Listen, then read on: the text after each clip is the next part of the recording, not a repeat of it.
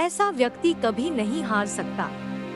बहुत पुरानी बात है, एक जंगल में एक गुरुकुल था जिसमें बहुत सारे बच्चे पढ़ने आते थे। एक बार की बात है, गुरुजी सभी विद्यार्थियों को पढ़ा रहे थे, मगर एक विद्यार्थी ऐसा था जिसे बार बार समझाने पर भी समझ में नहीं आ रहा था। गुरुजी को बहुत तेज से गुस्सा आया और उन्होंने उस विद्यार्थी से कहा, जरा अपनी हथेली तो दिखाओ बेटा।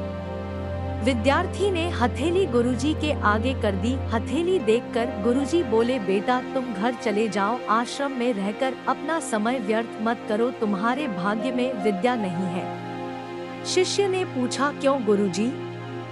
गुरुजी ने कहा, तुम्हारे हाथ में विद्या की रेखा नहीं है।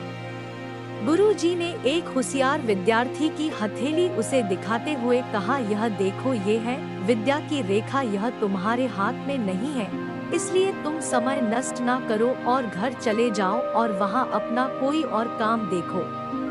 यह सुनने के बाद उस विद्यार्थी ने अपने जेब से एक चाकू निकाला जिसका प्रयोग वह रोज सुबह अपनी दातुन काटने के लिए करता था। उस चाकू से उसने अपनी हाथ में एक गहरी लकीर बना दी।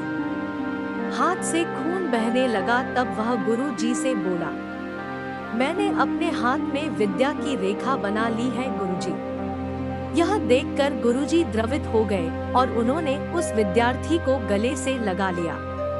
गुरुजी बोले, बेटा तुम्हें विद्या सीखने से कोई ताकत नहीं रोक सकती है। दृढ़ निश्चय और परिश्रम हाथ की रेखाओं को ही बदल देती है। दोस्तों, वह विद्यार्थी आगे चलकर महर्षि पाणिनि के नाम से प्रसिद्ध हुए, जिसने विश्व प्रसिद्ध व्याकरण अष्टाध्यायी की रचना की है। इतनी सदियां बीत जाने के बाद भी आज 2700 वर्षों बाद भी विश्व की किसी भी भाषा में ऐसा उत्कृष्ट और पूर्ण व्याख्या का ग्रंथ अब तक नहीं बना। तो दोस्तों, इस कहानी की शिक्षा ये है कि लोग चाहे जो भी बोले, हम हर एक को गलत साबित करते हुए अपनी लागन और कठिन परिश्रम के दम पर जो चाहे वो सब कुछ हासिल कर सकते हैं।